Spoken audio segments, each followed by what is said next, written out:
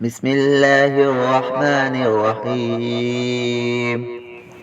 يا أيها المزمل قم الليل إلا قليلا نصفه أو انقص منه قليلا أو زد عليه ورتل القرآن ترتيلا إنا سنلقي عليك قولا ثقيلا إن ناشئة الليل هي أشد وطئا وأقوم قيلا إن لك في النهار سبحا طويلا واذكر اسم ربك وتبتل إليه تبتيلا رب المشرق والمغرب لا إله إلا هو فاتخذه وقيلا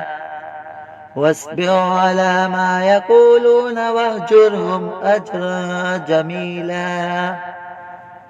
وذرني والمكذبين أولي النعمة ومهلهم قليلا إنا لدينا أنقالا وجحيما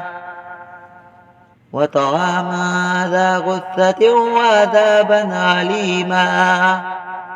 يوم ترجف الأرض والجبال وكانت الجبال كثيبا مهيلا إنا أرسلنا إليكم رسولا شاهدا عليكم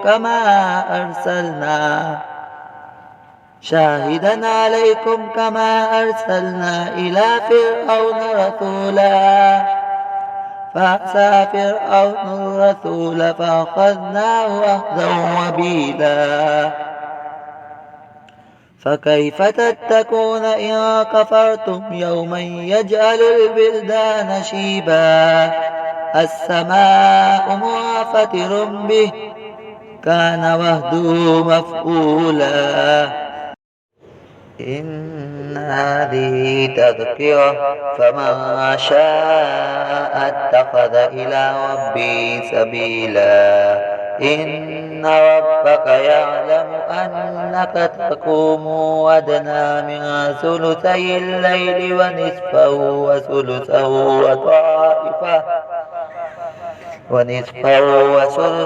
وطائفة من الذين معك والله يقدر الليل والنهار علم أن لا تحصوا فتاب عليكم فاقرؤوا ما تيسر من القرآن علم أن سيكون منكم مرضى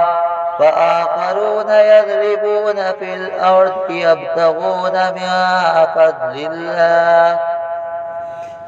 وآخرون يقاتلون في سبيل الله فاقرؤوا ما تيسر منه وأقيموا الصلاة وآتوا الزكاة وأقرضوا الله قرضا حسنا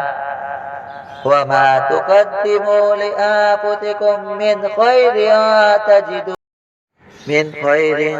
تجدوه عند الله هو خيرا وأعظم أجرا واستغفروا الله إن الله كان غفورا رحيما.